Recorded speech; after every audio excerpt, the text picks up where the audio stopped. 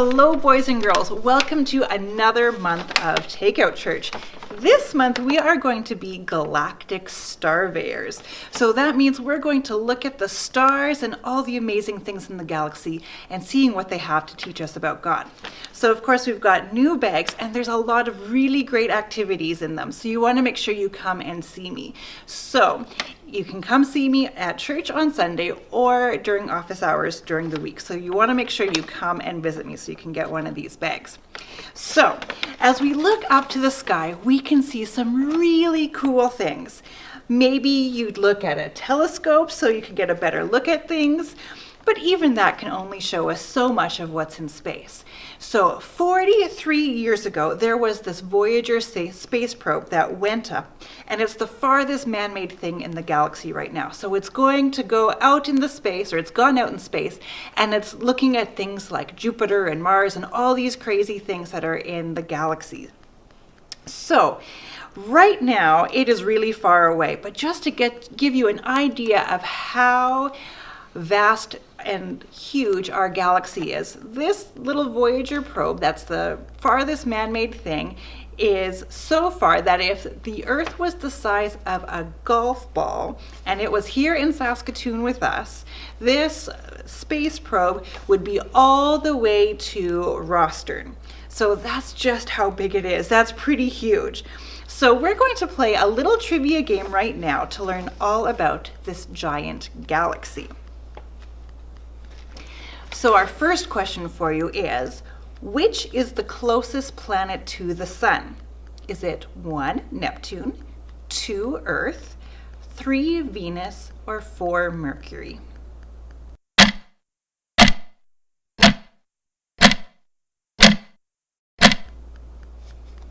If you guessed Mercury, you'd be right. Question number 2, what is the sun mainly made from? Is it 1, molten iron, 2, gas, 3, rock, or 4, liquid lava?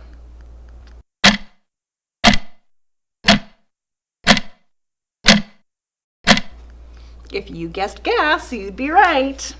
Question number 3 is a true or false question.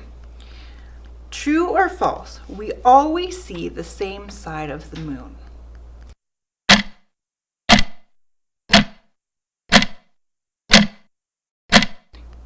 And the answer is true. Question number 4.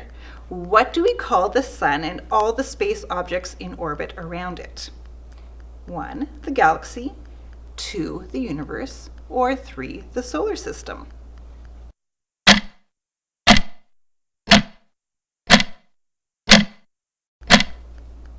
And the answer is 3, solar system. Question number 5. About how long does it take the moon to circle the Earth? 1, about a year, 2, about 28 days, or 3, about a day?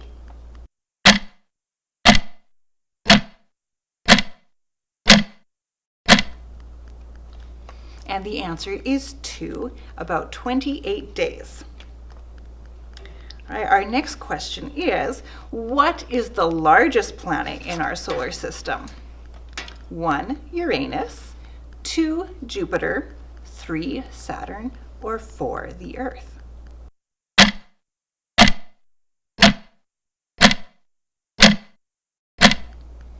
And the answer is Jupiter. Which was the first living creature to be launched into space? Was it 1, a rabbit, 2, a dog, 3, a mouse, or 4, a goat?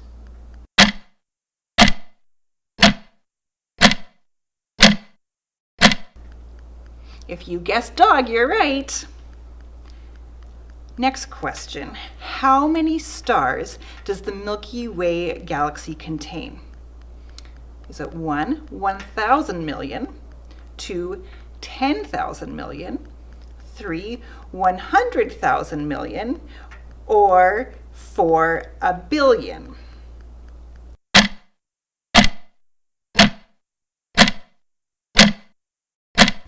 If you guessed 100,000 million, you were right. All right, this is our last question. How much of space is observable matter? Is it 25%, 15%, 10%, or 5%?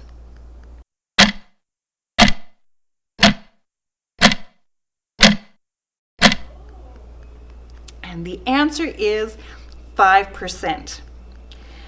Now, if you were playing along with me, let me know how many you got right. You can send me an email or give me a call or write an answer on Facebook so everyone can see just how well you did. So we looked and saw that there is so much in this huge giant galaxy. And it's so huge that my little brain can barely even comprehend it. So how did it all come about? Well, let's find out. God's story, creation. So part of God's story is about when he created the world, and it begins like this. Before the beginning of time, there was nothing. Nothing at all. No earth, no light, just emptiness. It was like the inside of a basketball, or a cup after you drink all the milk out of it. But God was there, and he had an idea. He wanted to fill up the emptiness. And guess what?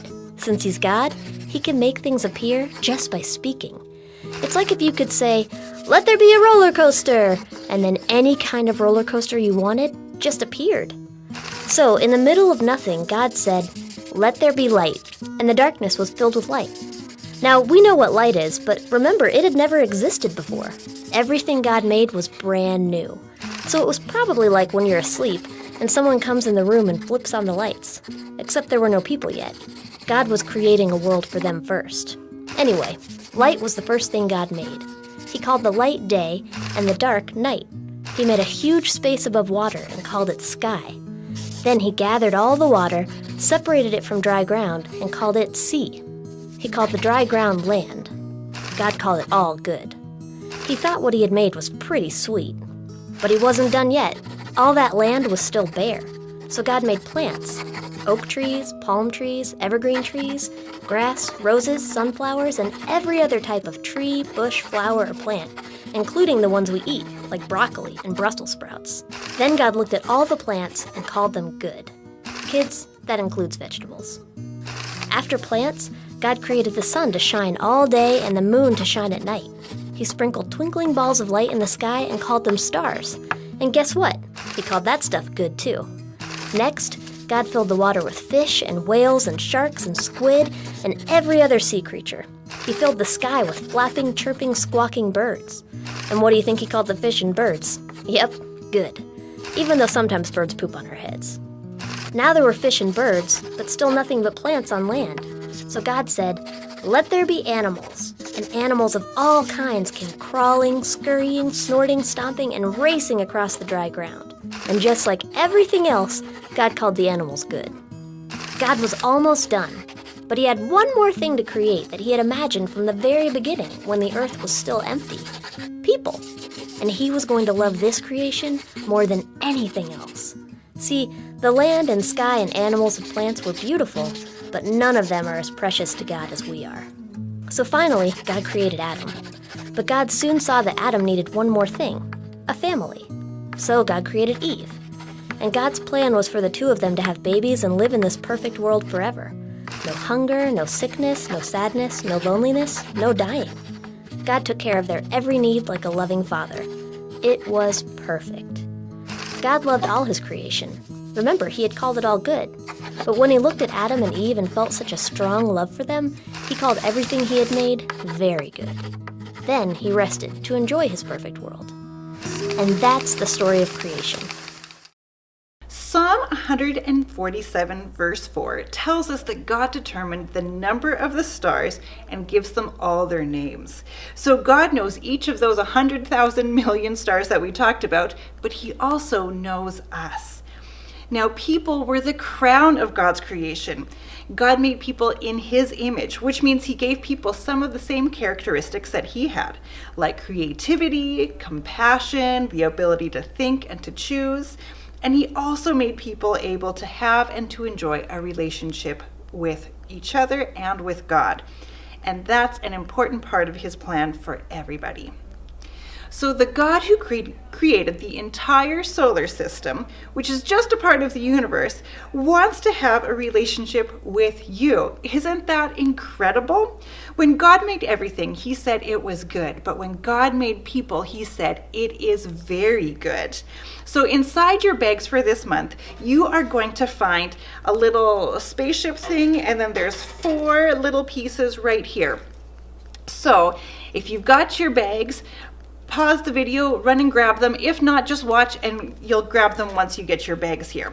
So what you're going to do is you're going to put these little boxes together. So you're going to put the little red things together, and then you can slip the ones with the slats through it. And then each one of these little guys you're going to fold, and then you'll put it inside the little slits that are in the rocket. So you can work on putting those together. And then what I want you to do with your rocket ships is I want you to go around for a walk with your family and look at all of the amazing things that God has made. There's always some pretty cool things that you'll find in nature. So maybe you'll find some pine cones, or maybe a little bit of flowers that are still behind, or something like that. You could find all sorts of things. So I want you to fill up your little box that you're making here with some cool things that you found in nature. And then when you get home, I want you to take a picture. You can share it with me, like through my email, or you can get your parents to put it on the Facebook page. That way you can share it with your friends as well, because remember, God made us to be in relationship with other people too. And when you see all these cool things that you found and all the things that your friends found, all these cool things in nature, I want you to remember that God made you too, and he thinks you are even more exciting than those things that you found. And he wants to have a relationship with you. So when you make your little spaceships, go for a walk and remember that the God who created everything wants to be in a relationship with you. If you have any questions about how to be in a relationship with God, give me a call and I'd love to chat with you more about it. And then go make your little rocket ships and fill them with some really cool things that God made.